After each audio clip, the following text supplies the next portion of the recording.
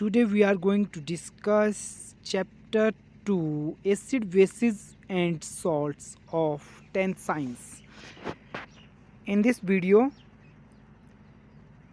we will discuss 2.2 what do all acids and all bases have in common.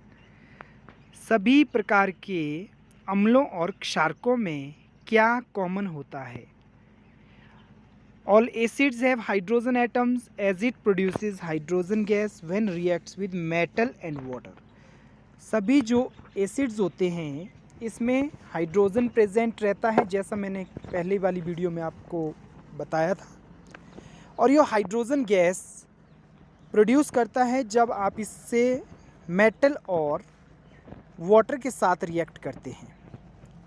Basis में क्या होता है, basis में OH नेगेटिव आयन प्रेजेंट रहते हैं. जितने भी आपके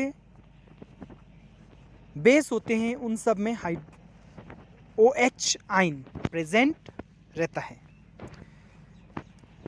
क्या सभी यौगिक जिसमें हाइड्रोजन है क्या वे सारे के सारे यौगिक एसिडिक हैं? इसके लिए हम एक एक्टिविटी देखेंगे.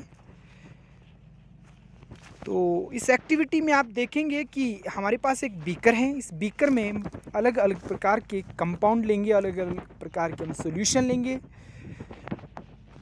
जिसमें हाइड्रोजन प्रेजेंट रहेगा. तो इसमें आप देखेंगे सबसे पहले हम बात करते हैं ग्लूकोज और अल्कोहल की. इसमें भी हाइड्रोजन प्रेजेंट रहता है. C6H12O6 जो है वो ग्लूकोज का फॉर्मूला है. अल्कोहल का जो है CH3OH. इन दोनों यौगिकों में हाइड्रोजन प्रेजेंट है. तो जब हम इसे 6 वोल्ट की बैटरी से कनेक्ट करते हैं तो आप देखेंगे कि बल्ब ग्लो नहीं करता है. जबकि यही एक्टिविटी यदि हम हाइड्रोक्लोरिक एसिड और सल्फ्यूरिक एसिड के साथ करते हैं तो आप देखेंगे कि बल्ब ग्लो कर रहा है. इसका जो कारण है वो ये है कि ये जो एसिड है ये जल में डालने पर आपको हाइड्रोनियम आयन देते हैं या ये आयनों में आयनीकृत हो जाते हैं, आयन बनाते हैं. इसलिए आप देखेंगे कि आयन जो होते हैं वो इलेक्ट्रिसिटी को कंडक्ट करने में हेल्प करते हैं. क्या बल्ब एक ही तरह से जलेगा इसमें? नहीं. इसमें आप देखेंगे कि बल्ब जो है उसकी जो ग्लोइंग कैपेसिटी है वो कम ज़्यादा होगी. जो स्ट्रॉन्ग एसिड होंगे उसमें बल्ब ज़्यादा ग्लो करेगा. जो वीक एसिड होते हैं उसमें बल्ब जो है वो कम ग्लो करेगा. यदि हम इस एक्टिविटी को सोडियम हाइड्रोक्साइड और कैल्शियम हाइड्रोक्साइड के साथ करेंगे तो आप देखेंगे कि उसमें भी बल्ब ग्लो करता है, क्योंकि यहाँ पर भी आयन जो है वो आयनीकृत होते हैं, आयोनाइज हो जाते हैं जब आप जल में से डालते हैं. 2.2.1 देखेंगे आप. What happens to an acid and base in water solution. क्या होता है जब आप अम्लों और क्षारकों को जलीय विलयन में डालते हैं. तो ये तो आपने देखा होगा इससे पहले कि जो एसिड होते हैं वो हाइड्रोनियम आयन प्रोड्यूस करते हैं, जबकि जो बेस होते हैं वो OH नेगेटिव आयन प्रोड्यूस करते हैं जब आप इन्हें जल में डालते हैं. Do acid produce ions only in aqueous solution. हमारे मन में एक प्रश्न आता है कि क्या एसिडिक जो सब्सटेंस है वो आयन फॉर्म सिर्फ जलीय विलयन में करते हैं या किसी दूसरे विलयन में भी ये आयन फॉर्म करते हैं. तो आप देखेंगे कि अपने आयन को फॉर्म करने के लिए, अपने आयन को बनाने के लिए, अपने आयनीकृत होने के लिए इन्हें जो है वो जल की आवश्यकता होती है. तो ड्राई लिटमस के साथ आप इस एक्टिविटी को देखेंगे तो ड्राई एक्टिविटी के साथ जो है ब्लू लिटमस रेड नहीं होगा. यदि जो लिटमस आपका वेट होगा, थोड़ा सा गीला होगा, तो आप देखेंगे कि एसिड जो है वो अपना आयन फॉर्म करेगा और नीले लिटमस को ये लाल कर लेता है. अब बात करते हैं अल्कली की। क्षार किसे कहते हैं? Bases which are soluble in water are called alkali. तो वे सारे क्षारक जिन्हें आप पानी में डालते हैं और जल में वो घुलते हैं, झाग प्रोड्यूस करते हैं, फॉग प्रोड्यूस करते हैं, तो आप उन्हें क्षार कहते हैं, अल्कली कहते हैं। एग्जाम्पल है अल्कली के जो जल में आयनीकृत होते हैं या जल में घुलते हैं: sodium hydroxide, potassium hydroxide, calcium hydroxide और अमोनियम हाइड्रोक्साइड। बात करते हैं डाइल्यूशन की। तनुकरण किसे कहते हैं? इम्पॉर्टेंट है ये एग्जामिनेशन पॉइंट ऑफ व्यू से। The process of adding water in pure, जिसको आप कंसनट्रेटेड कहते हैं, acid and basis is called dilution. तनुकरण होता है अम्लों और क्षारकों में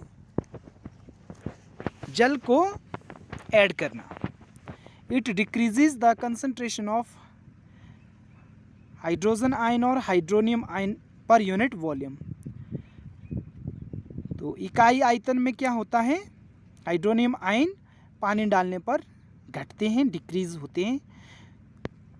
प्रोसेस ऑफ डाइल्यूशन, डाइल्यूशन तनुकरण का तरीका कैसा होना चाहिए? क्या विधि है तनुकरण की? The acid waste should be added slowly, constant stirring so that no heat be produced. जो एसिड होते हैं या बेस होते हैं उसे आपको पानी में डालना है, धीरे धीरे हिलाते हिलाते, ताकि अधिक हीट प्रोड्यूस ना हो। Acid base should not be added in water. Acid base को जो है पानी में ऐड नहीं करना चाहिए। पानी को एसिड और बेस में डालना चाहिए, ना कि एसिड बेस को जल में। तो इससे क्या हो सकता है? यदि आप एसिड और बेस को जल में ऐड करेंगे, it causes bursting explosion due to excessive latent heat. तो गुप्त ऊष्मा के कारण क्या हो सकता है? ये जो आपका कंटेनर है वो बर्स्ट भी हो सकता है। हाउ स्ट्रॉन्ग आर एसिड और बेस सोल्यूशन? एसिड और बेस सोल्यूशन कितने स्ट्रॉन्ग होते हैं? तो इसके जो मेजरमेंट हैं हम करते हैं exact measurement of hydrogen ion concentration in a solution is done with universal indicator. तो एक यूनिवर्सल इंडिकेटर होता है हमारे पास, सार्वभौमिक सूचक, which is a mixture of several colours indicator, जो एक मिश्रण है कई प्रकार के रंगों या सूचकों का। यूनिवर्सल इंडिकेटर का उपयोग करेंगे आप एसिड को देखने के लिए, बेस को देखने के लिए कि वो कितने प्रबल है। अब यूनिवर्सल इंडिकेटर जो है उसमें मैंने आपको कहा कि आपके पास एक अलग अलग रंगों का एक सूचक होता है। एक पेपर पे जब आप इसको प्रिंट करते हैं तो उस पेपर को कहते हैं आप pH paper, pH scale, pH पैमाना। तो पीएच पी जो stands for potence in German which means power. German भाषा से पी लिया गया जिसका मतलब होता है पोटेंस, और इसका जो अर्थ बनता है शक्ति। H stands for hydrogen ion concentration, तो एच का मतलब हाइड्रोजन, तो इसका जो विस्तृत अर्थ निकलता है वो निकलता है पोटेंस ऑफ हाइड्रोजन या पावर ऑफ हाइड्रोजन, हाइड्रोजन की शक्ति या हाइड्रोजन कितनी है।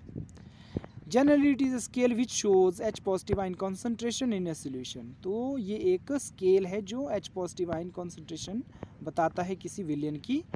It's range is from 0 to 14। 0 जो है वो एसिडिक होता है और 14 जो है वो अल्कली होता है या अल्कलाइन होता है। जो 7 वैल्यू पीएच स्केल पे आती है किसी की तो वो न्यूट्रल कहलाता है। ये ना तो एसिडिक होता है ना ही बेसिक होता है।